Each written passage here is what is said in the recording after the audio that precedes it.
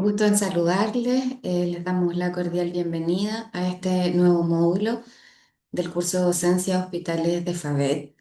Este módulo tiene como propósito desarrollar habilidades vinculadas a las habilidades comunicativas y el clima emocional positivo. Esto poniendo el foco en lo central, que es el desarrollo del aprendizaje en el estudiantado que acude a los hospitales junto a ustedes. Mi nombre es Mari Carmen Villarruel, soy profesora de formación y estaré acompañándoles en el transcurso de estas clases en el desarrollo, como ya les comenté, de estas habilidades y de estos aprendizajes vinculantes. Por lo tanto, partiremos la clase de hoy entonces, para lo que ustedes también contarán, por supuesto, con material de apoyo, con una evaluación asociada a esos aprendizajes también. Así que vamos a partir. Como bien saben, han estado desarrollando hasta aquí muchas habilidades que son muy contextuales e importantes para poner el foco en el desarrollo de aprendizajes. En este contexto, el día de hoy, les invito a mirar el índice para que puedan focalizar también su estudio y su concentración en estos temas. Esta clase o esta pequeña clase se va a componer fundamentalmente en tres apartados. En la primera voy a desarrollar algunos elementos importantes respecto a la escucha activa. En segundo término hablaremos sobre las estrategias de comunicación en el contexto de la clínica. Y por último hablaremos sobre el uso del lenguaje técnico en este acompañamiento. Sabemos entonces, como seres humanos que nos relacionamos y que tenemos distintos vínculos, ¿cierto?, a lo largo de nuestra vida, que la comunicación es desafiante porque involucra la interacción, y la interlocución de distintas personas, y que en ese contexto somos personas que tenemos características, modos de pensar y realidades diferentes. Entonces, la primera invitación hoy es que entendamos la comunicación y fundamentalmente la comunicación oral, el diálogo como una cuestión fundamental para el desarrollo de ideas, para la transformación de los contextos e incluso para la transformación de la realidad. Me voy a permitir leerles un párrafo que dice que el diálogo es el momento en que los seres humanos se encuentran para reflexionar sobre su realidad, para luego transformarla. En ese diálogo somos capaces de saber qué sabemos y qué no sabemos. Por medio, del diálogo, reflexionando juntos sobre lo que sabemos y lo que no sabemos, podemos actuar críticamente para transformar la realidad. En el contexto en el que ustedes desarrollan su trabajo profesional como médicos y médicas veterinarias, es evidente que hay un diálogo constante y una conversación con los tutores, con las tutoras, pero en este caso también con los estudiantes, ¿sí? Y en ese escenario tenemos que posicionarnos sobre un diálogo que, si bien va a estar basado fundamentalmente en aspectos disciplinares, también va a conjugar elementos de la realidad y de nuestras maneras de interactuar y de comprender la realidad que van a ser funcionales y determinantes para una comprensión absoluta de lo que estamos hablando. En ese sentido, entonces, es que vamos a partir, por lo menos esta clase, poniendo el eje central en la comunicación oral como una herramienta de aprendizaje.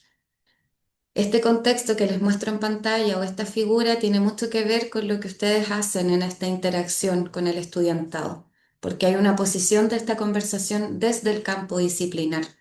Y en ese escenario hay dos desafíos. Uno a nivel cognitivo, que es que cuando dialogamos con otros sobre aspectos de la disciplina, con un lenguaje técnico, para desarrollar aprendizaje, para poder retroalimentar, incluso para poder corregir, es importante entender que en ese escenario se ponen en juego distintos niveles cognitivos, desde los más iniciales, como recordar, comprender, hasta los más complejos que tienen que ver con evaluar, con crear. Y en ese escenario debiéramos propender a una transformación del conocimiento. Es decir, que en el diálogo recíproco se retroalimenta el estudiantado, pero también retroalimentamos nosotros nuestras propias prácticas.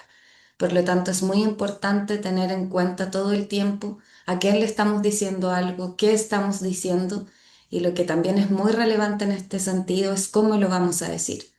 Cómo lo vamos a decir tiene un impacto súper relevante para cómo es abordado también por los interlocutores.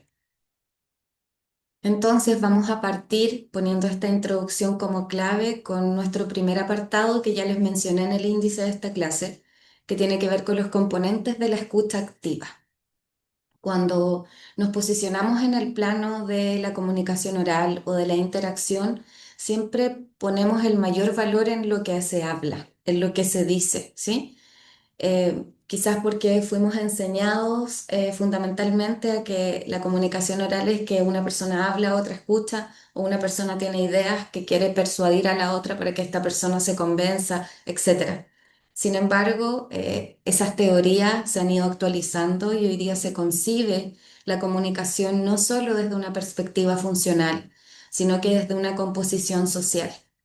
Y en ese escenario somos varios elementos, o hay varios elementos más bien los que interactúan para que exista una comunicación que sea efectiva. Por lo tanto, la escucha activa es una habilidad que se debe desarrollar y es más importante o igualmente importante que desarrollar un habla argumentada científicamente. Platón consideraba que el conocimiento surge en el diálogo cara a cara, porque nos permite preguntarnos e interpelarnos, perdón, en ese proceso y volverle a preguntar o retrucar o reargumentar y preguntar directamente qué es lo que quisiste decir. Por lo tanto, esto fuerza a los y a las hablantes a volver a decir las cosas de otra manera, a querer hacernos entender, a poder poner distintos puntos de vista para poder realmente decir lo que queremos significar. Por eso es que el diálogo constructivo, respetuoso y en un ambiente protegido tiene tanto valor, sobre todo cuando este diálogo va a tener en el fondo el objetivo de poder tener a la base, ¿cierto? Que un paciente se recupere, que un tratamiento se lleve a cabo de la mejor manera, que exista una comunicación efectiva con los tutores y con las tutoras, que dialogar de manera fruitiva y fructífera va a permitir tener un ambiente laboral más saludable, entre otros elementos. Entonces, debemos entender que en la actualidad los usos de la comunicación oral y escrita son muy diversos y, por supuesto, como les señalé hace un rato atrás, obedecen a diferentes propósitos sociales en distintos contextos históricos culturales. Para bien o para mal, los individuos tenemos a la base, ¿cierto?, nuestras características personales, nuestras creencias, nuestros modos de comunicación que determinan siempre nuestros espacios comunicativos, incluso los profesionales. Por lo tanto, una de las características que le son propias a la comunicación oral es que tanto el que produce el discurso como nuestra audiencia, nuestros interlocutores, que en este caso hoy día son ustedes porque me están escuchando a mí, tienen gran importancia en este espacio comunicativo. Es decir, confluimos en un mismo tiempo y espacio. Si esta clase fuera presencial, ustedes estarían en la posibilidad de hacerme preguntas, de interpelarme, ¿sí? Y lo que ocurre en los espacios clínicos en los que ustedes trabajan y en este abordaje con el estudiantado, en este trabajo que desarrollan, es que hay un diálogo constante. Ustedes en el fondo tienen interlocutores y también existe esta vuelta recíproca de la oralidad. La comunicación oral en particular tiene varias características, ¿sí? Tiene la característica de la mediatez y por eso es que a veces nos inquieta mucho hablar oralmente porque el discurso oral se dice en el momento y a veces uno puede creer que no se pueden desdecir. En cambio, al discurso, perdón, escrito, ¿cierto? Uno le tiende a poner mayor cuidado, más prolijidad, mayor planificación, porque existe ese mito comunicativo de creer que el discurso oral no se planifica. Pues bien, aquí hay una invitación para ustedes y para todos nosotros a reflexionar que cuando nuestros discursos orales y nuestros diálogos se vinculan con aspectos de la disciplina y con cuestiones que son más profundas y más complejas y tienen que ver además con la transformación de un conocimiento, uno debiera tener alguna planificación a la base que les permita pensar ese discurso de la manera más organizada posible. ¿Sí? Entonces, entender que la mediatez no es sinónimo en ningún caso de desorganización, de falta de planificación, pensando sobre todo en que además la comunicación oral se retroalimenta. Tú me dices algo, yo te puedo preguntar, tú me corriges algo, yo puedo volver a preguntarte y además yo utilizo la comunicación oral desde el rol que ustedes ocupan para poder retroalimentar el aprendizaje de los estudiantes. Y eso tiene un gran valor. Eso tiene un gran valor sobre la autoestima, sobre la autopercepción, sobre el clima emocional. Y entonces debemos entender que la comunicación oral tiene un aspecto de reversibilidad, es decir, es reversible. Yo lo que digo, si no estoy segura de algo, puedo corregirlo, puedo titubear, como ha pasado incluso en esta clase, porque es natural que uno hablando oralmente pueda cometer errores discursivos, y entonces uno puede corregir. Y tener un espacio para el error, para la equivocación, también es fruitivo para el aprendizaje. Y por otra parte, entender que la comunicación oral en particular es efímera. Es decir, lo que digo acá puede que en un rato más yo lo olvide. Por tanto, una sugerencia de trabajo es que si existen instancias de retroalimentación oral, si en el diálogo constante con el estudiantado ustedes les expresan algunas ideas que creen que son relevantes o que son aportes desde el conocimiento profesional que ustedes tienen y de su bagaje, tal vez, perdón, también utilizar la herramienta escrita para enviar esa retroalimentación. Acompañarse de ambos discursos puede ser muy fructífero también para el desarrollo de los aprendizajes. Para poder comunicarnos con otros, si nosotros nos ponemos como interlocutores y si nosotros nos observamos cuando otros nos hablan, ¿qué es importante que ocurra en esa comunicación? En esa comunicación es importante que exista este espacio de empatía. A nosotros también nos importa sentirnos escuchados. Y para eso es importante que nos demos cuenta que somos observados y que existe una atención disponible para que nosotros podamos hablar. Ustedes muy bien saben también que la expresión corporal acompaña la comunicación oral desde tiempos inmemoriales y es muy funcional. Lo que yo expreso con la cara, lo que yo gestualizo, las formas en que yo me muevo, también implican un significado.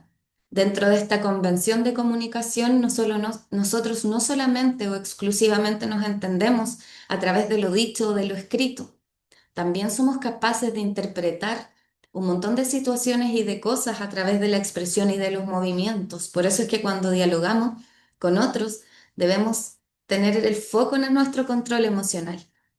Si logramos controlar nuestra emocionalidad, nuestra rabia, nuestra ira, a lo mejor muchas veces sensaciones de cansancio, vamos a lograr en el fondo también tener una expresión corporal que sea pertinente a ese contexto. Y por último, pero no menos importante, el tema de la autorregulación de la voz. Los tonos, los énfasis, los niveles de voz con los que yo interactúo con las personas también pueden ser interpretadas de distintas maneras para ellos o para ellas. La comunicación empática de la que les hablo educa con el ejemplo. Es decir, si yo quiero que el estudiantado nos trate de manera respetuosa y cálida, nosotros debemos ser esos actores comunicativos respetuosos y cálidos también. Porque el proceso dialógico conversacional, el proceso de diálogo debe evidenciar una comunicación horizontal independiente a los roles. Yo puedo establecer roles, puedo establecer autoridad, pero también la puedo establecer a través de la horizontalidad. Y esto definitivamente va a propiciar el acercamiento en prácticas que sean inclusivas. Nuestros interlocutores, si nosotros consideramos una comunicación empática, se van a sentir integrados, se van a sentir incluidos, se van a sentir escuchados.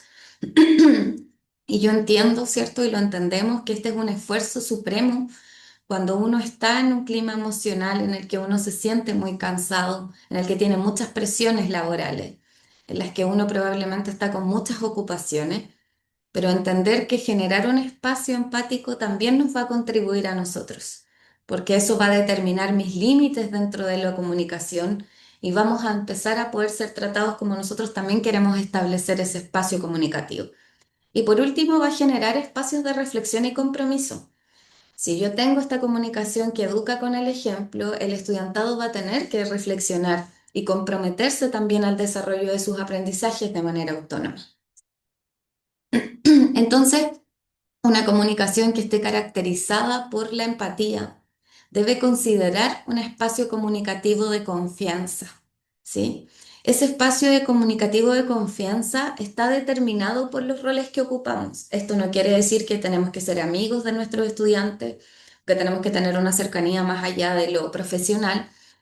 Sin embargo, esto implica que exista una confianza para que los interlocutores sepan en los momentos en que me pueden hacer preguntas y ese establecimiento de límites de yo puedo hablar en estos espacios, de esta manera, con estas características, debe ser un esfuerzo que hagamos de establecer al inicio de la comunicación con alguien, también en nuestra vida personal.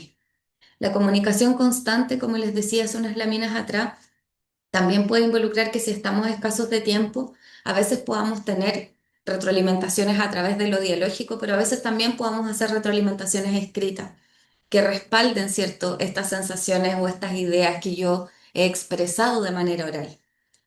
Por supuesto, debe haber una expresión libre de ideas en un marco respetuoso. Es decir, yo puedo decir mis ideas, puedo enfatizar, puedo argumentar a través de la ciencia, a través de evidencia médica concreta, actualizada, siempre y cuando toda esta expresión libre de ideas no transgreda en ninguna medida a los otros, ni de los estudiantes hacia ustedes, ni de ustedes hacia los estudiantes.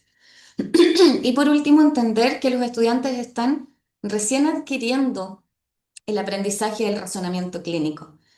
Cuando uno es erudito en una materia, cuando uno ya es experto en una materia, puede fluir, puede tomar decisiones, puede reparar esas decisiones, puede avanzar en esos procesos, pero cuando uno está razonando clínicamente en sus inicios, uno requiere tomar modelos de razonamiento. Y entonces es muy contributivo que los estudiantes al verles, al escucharles, van a entender y además de entender, van a ir entendiendo cómo ustedes van generando la lógica de pensamiento profesional. Y por eso cuando hablamos de terminología adaptada, no hablamos de tener que hablar muchas comillas en términos más simples necesariamente, sino que darse el espacio para utilizar metáforas, para ejemplificar, para evidenciar a través de ejemplos de sus propias prácticas, de la experiencia que ustedes tienen, porque de pronto los términos disciplinares de cualquier disciplina, cuando recién estamos en el proceso de construcción de nuestro aprendizaje, se pueden volver un poco dificultosos, ¿cierto?, para ese desarrollo.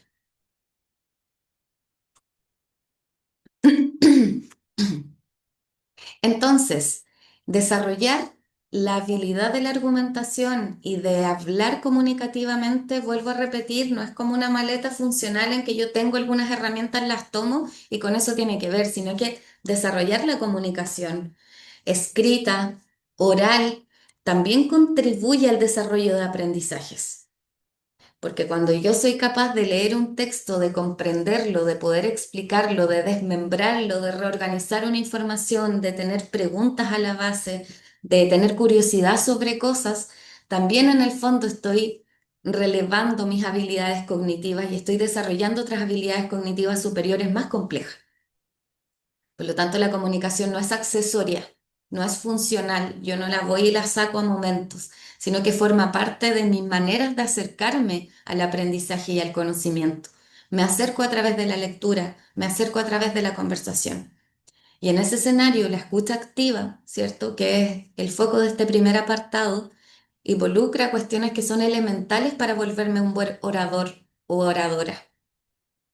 No solo será un buen orador o oradora la persona que es capaz de hablar de manera fluida, de manera destacada en aspectos de su disciplina, sino que también es un buen orador y una buena oradora la persona que tiene la capacidad de escuchar, escuchar con sentido, escuchar con disposición.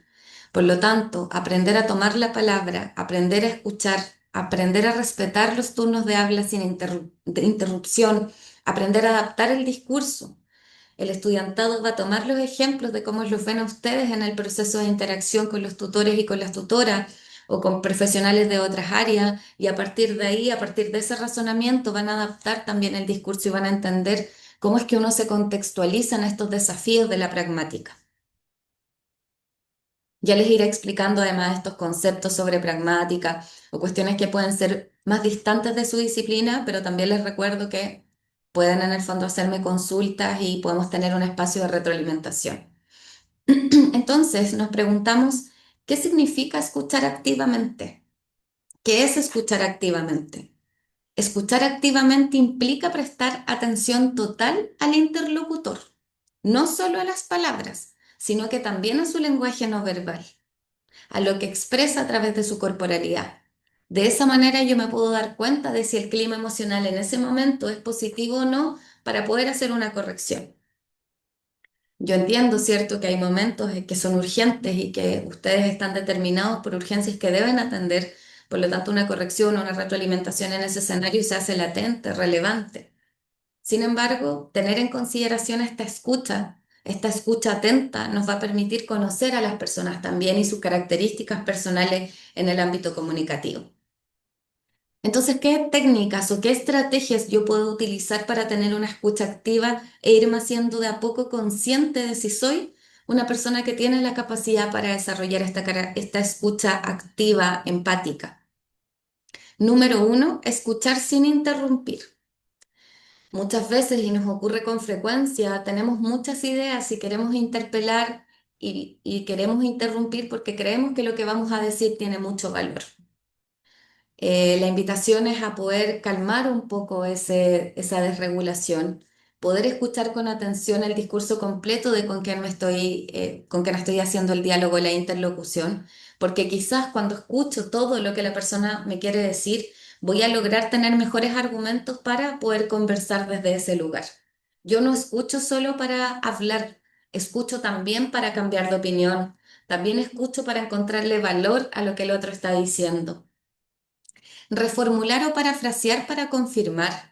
Si uno a través de la expresión corporal de una persona o incluso a través de los gestos de la cara o incluso porque la persona dice que no te está entendiendo, tenemos la opción de poder reformular nuestras ideas, parafrasearlas, confirmarlas, dar un ejemplo, volver a reformular, volver a decir al otro día, sabes que pensé lo que te dije ayer, tal vez esa no fue la mejor retroalimentación, se me ocurrió otra idea.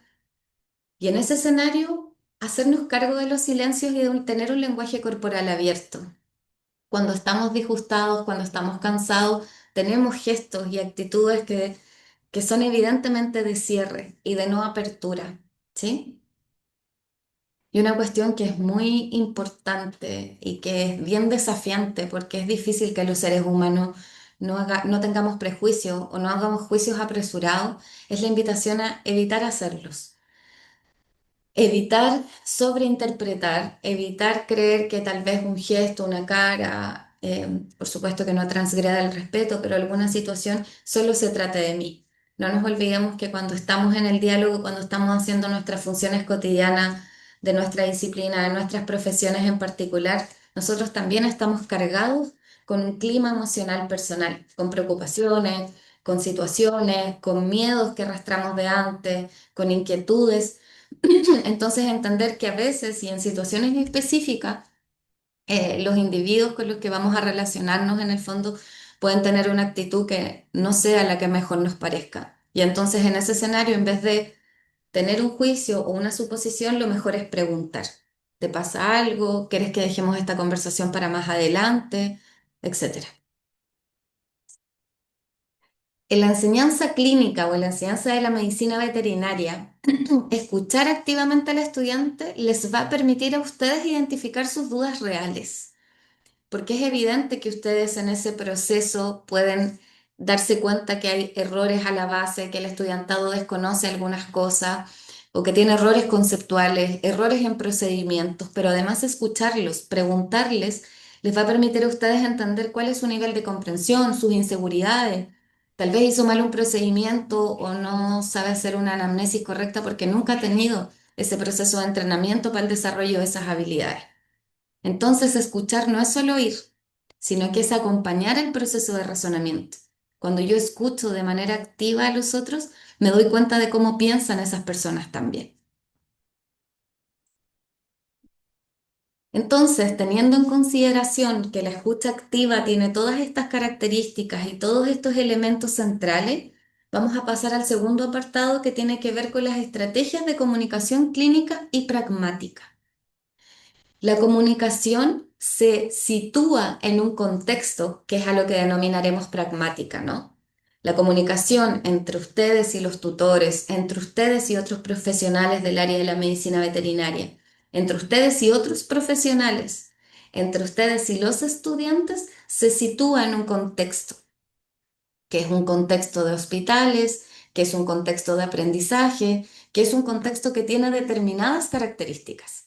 Y esas características son funcionales y son muy relevantes de tener en consideración a la hora de planificar una conversación con los otros.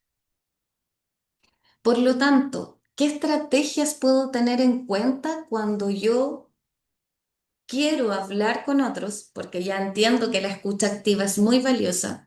Ya les señalé varios elementos centrales en las láminas anteriores.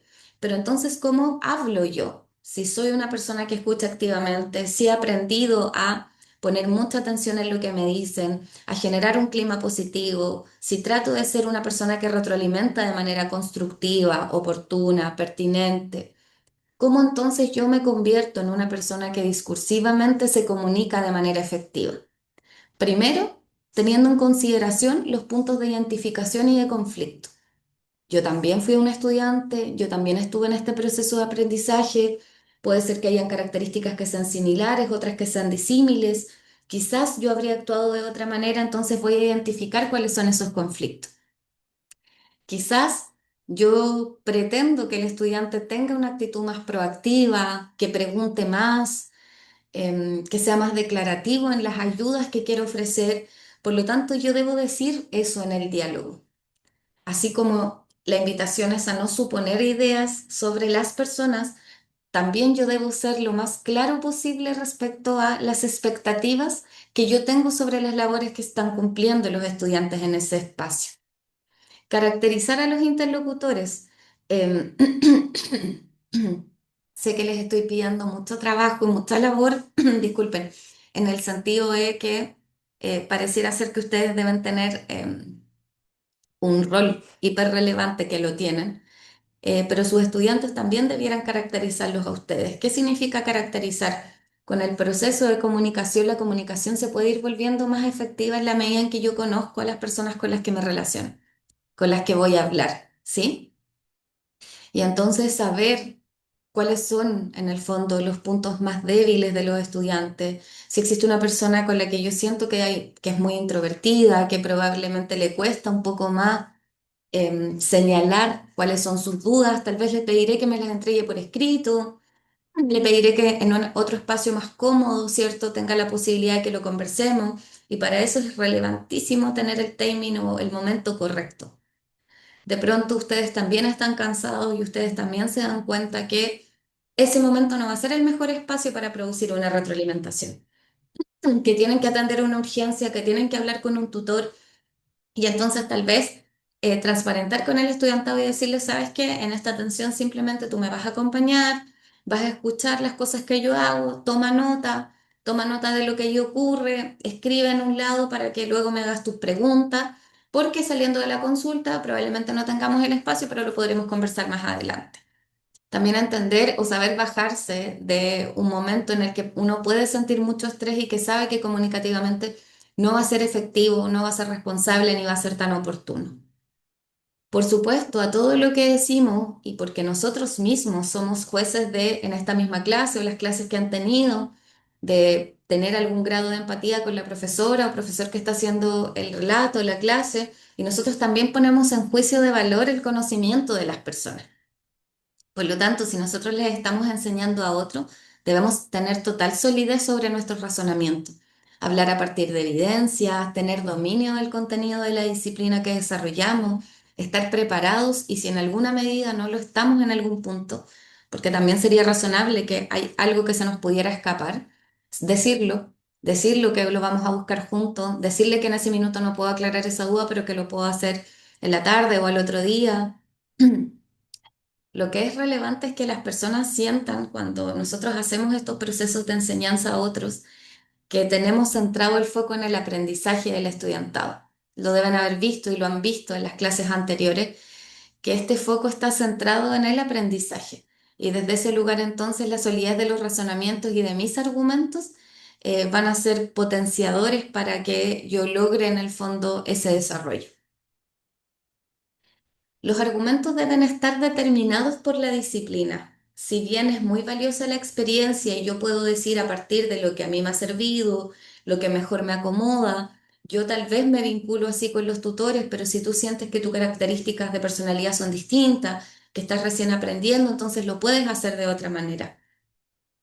Que nuestros argumentos estén determinados por la disciplina significa que tenemos en el fondo argumentos sólidos para defender nuestro conocimiento, pero que también somos capaces de posicionarnos desde nuestra experiencia y desde esa cabeza de un experto que ya es capaz de razonar clínicamente y de además de tener todos los desafíos que tiene la profesión de ustedes.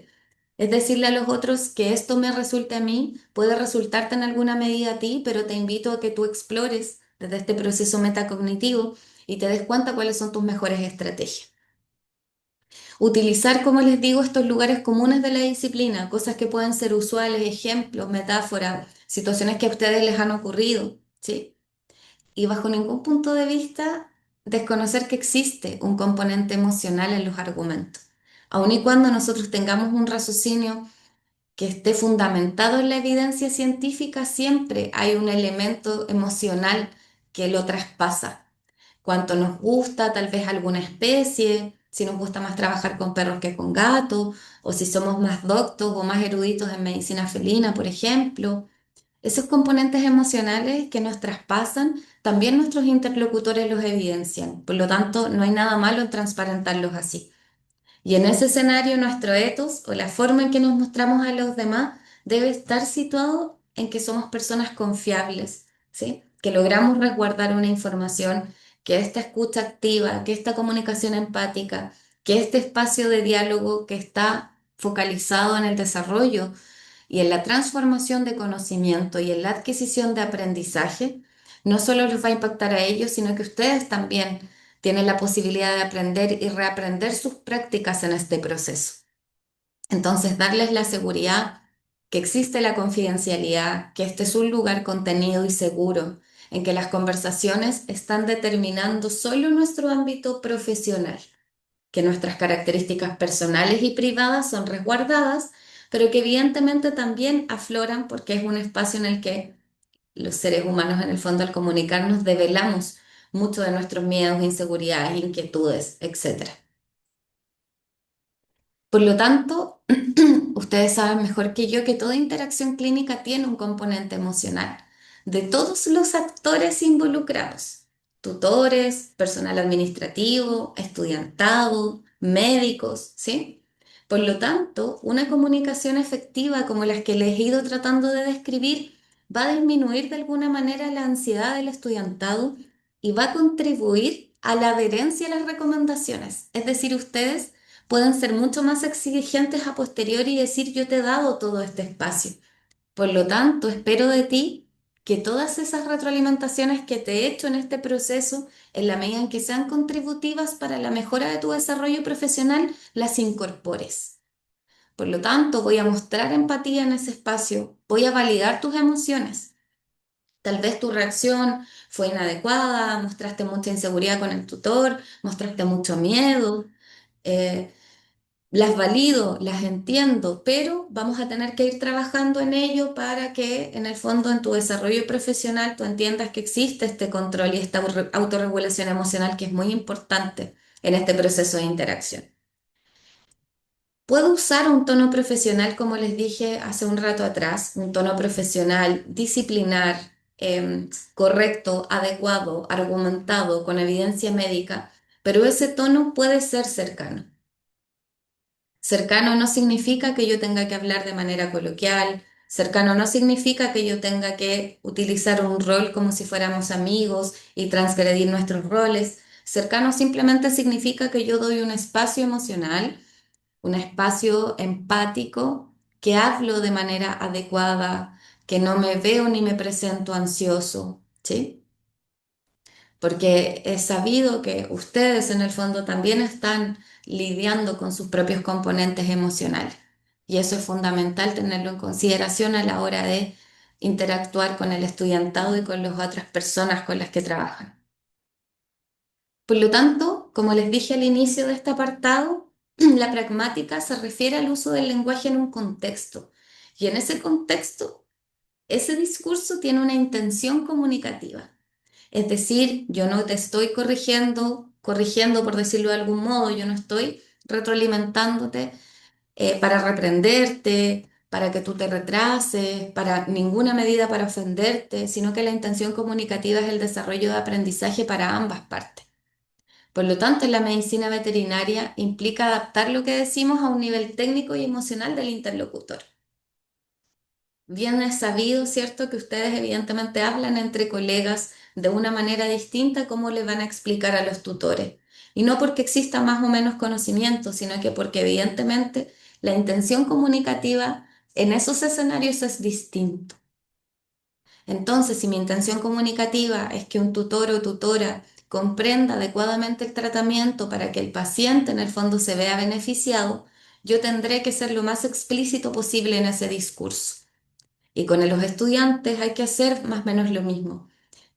Vuelvo a repetir, no quiere decir darles el trabajo, o perdón, darles el análisis digerido, ni explicarle todo como si ellos no supieran, sino que a través de las características que ellos tienen, irles explicando en este dominio, ¿cierto? A través de una retroalimentación que sea pertinente. La retroalimentación, y lo hablaremos en unas clases más avanzadas, debe ser pertinente, debe ser oportuna, debe ser constructiva, porque impacta directamente en el aprendizaje de los estudiantes.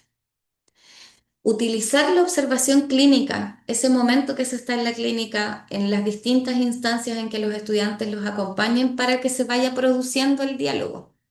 Si bien les decía que el diálogo debe ser medio planificado y debe apuntar a lo que quiere lograr, uno debe pensar estratégicamente cuál es la finalidad de esto que vamos a dialogar, cuál es el foco, cuál es el propósito, porque eso permite o evita, más que permite, evita que seamos dispersos, evita que nos vayamos por las ramas, evita que no seamos tan concretos. Pero además hay otras instancias en las que trabajando conjuntamente ustedes pueden utilizar ese espacio de la clínica como una instancia de diálogo, en que aun cuando el espacio pueda no ser tan formal ni decir, oye, sentémonos a conversar sobre tal cosa, esa interrelación que se da cotidianamente, ¿cierto?, en el desarrollo de sus labores, puede ser una instancia de diálogo constructiva para ambas partes. Fomentar la pregunta constantemente sin que el estudiantado le tema el juicio. La enseñanza tradicional a todos nosotros nos enseñó a que equivocarnos estaba mal. Entonces hay que tratar de desmitificar esa idea, porque muchas veces las personas dejamos de preguntar por temor al ridículo, por temor a no saber. Entonces ir diciendo, por favor, si hay algo que no te queda claro, si hay algo en lo que quieres reforzar, te doy a ti el rol autónomo de que seas tú la persona que pregunte. Y si la persona no tiene muchas ideas para preguntar, o por razones de sus características personales no lo hace, pues bien ahí yo puedo en el fondo interactuar y ser yo, tener yo un rol más activo en ese proceso de pregunta. Como les decía al inicio, los signos no verbales pueden comunicar activa o pasivamente. Es decir, aquí le hemos puesto mucho foco a lo que vamos a decir, a cómo lo digo, a de qué manera lo explico, pero no podemos dejar de lado que de manera consciente o inconsciente, incluso sin que nosotros lo provoquemos, nuestros gestos y nuestros signos no verbales nos dejan en evidencia. Por lo tanto, podemos utilizarlos para comunicar, pero también pueden comunicar sin que nosotros lo provoquemos. En relación con ello está su empleo consciente o inconsciente, pues es posible y frecuente que utilicemos de forma inconsciente signos no verbales que realizan actos de comunicación que son imperceptibles para el emisor, pero que el receptor los evidencia de manera muy clara. Por tanto, si en algún minuto yo estoy molesto, enojado, cansado, quizás evidenciarlo para que mi gestualidad, mi manera de moverme no se sobreinterprete es una forma también de propender y de desarrollar una comunicación efectiva. Y por último, hemos llegado al tercer apartado que tiene que ver con algo que yo sé que ustedes dominan con mucha mayor profundidad, que tiene que ver con el uso del lenguaje técnico en el acompañamiento clínico. Siempre es un desafío cuando debemos hacer una clase, cuando debemos hablarles a otros que no necesariamente son tan expertos o que no tienen el mismo desarrollo más bien de experiencia que nosotros en alguna disciplina. Por lo tanto, les sugiero que en este orden de ideas piensen primero o se den un tiempo para pensar lo que van a decir, ampliar las ideas, seleccionarlas y ordenarlas, porque eso les va a tener o les va a permitir tener en cuenta el componente lingüístico discursivo. ¿Cómo voy a usar mi voz? ¿Qué tan coherente soy cuando hablo?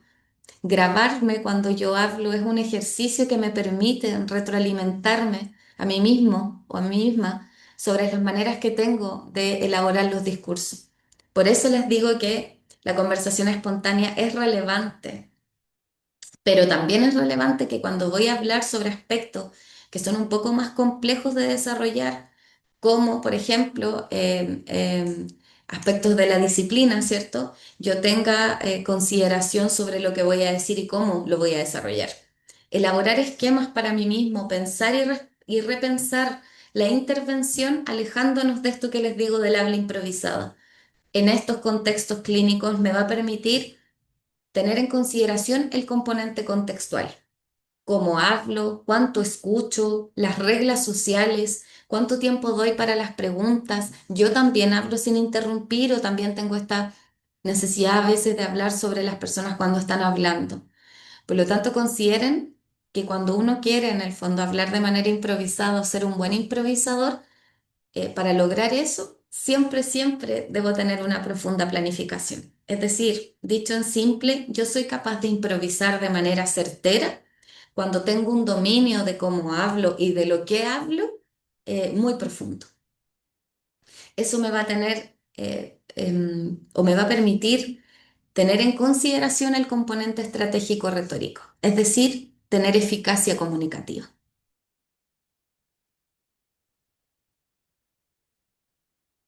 Por lo tanto, esto que ustedes están haciendo tiene un gran valor. Ustedes pueden ser mentores y tutoras en términos de aprendizaje, me refiero, que consideran andamiajes, ayudas y no obstaculizadores para el estudiantado. Probablemente muchos de ustedes se conviertan en referentes y en personas de admiración para los estudiantes.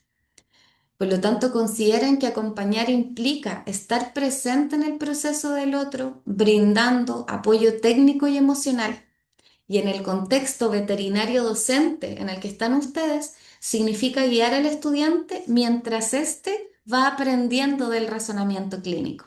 Es decir, va adquiriendo las habilidades de razonar a través de un modelo que observa y que el único espacio que tiene para observarlo es a través de las habilidades comunicativas. Por eso es que son tan valiosas, porque en ese proceso se convierten en las herramientas fundamentales para la adquisición y para el desarrollo de aprendizaje. Dicho todo esto, entonces, espero haber sido suficientemente clara, no haber sido tan rápida en las explicaciones. Sin embargo, es una clase introductoria, es la primera clase de aspectos de comunicación en el espacio y en el acompañamiento clínico. Así que les debo decir que, como siempre y como todas las semanas, va a haber un espacio para retroalimentación, para preguntas, habrá materiales de acompañamiento. Así que cuenten con toda mi voluntad para que nos podamos reunir de manera sincrónica online para resolver sus dudas y poder conversar y dialogar sobre algunos elementos que no le hayan quedado claros, que no estén de acuerdo o que quisieran profundizar. Por último, decirles que evidentemente el rol que ustedes cumplen es altamente valioso y por eso es que acompañarles del desarrollo de las habilidades comunicativas va a ser beneficioso para el estudiantado, pero también es beneficioso para ustedes y para su propia percepción, ¿cierto? De disfrute en este proceso de acompañar a otros en el desarrollo del aprendizaje. Así que espero que estén muy bien y con esta parte terminamos la primera etapa, como les dije, del módulo. Que tengan un buen día o una buena noche dependiendo del horario en que miren esta clase. Muchas gracias.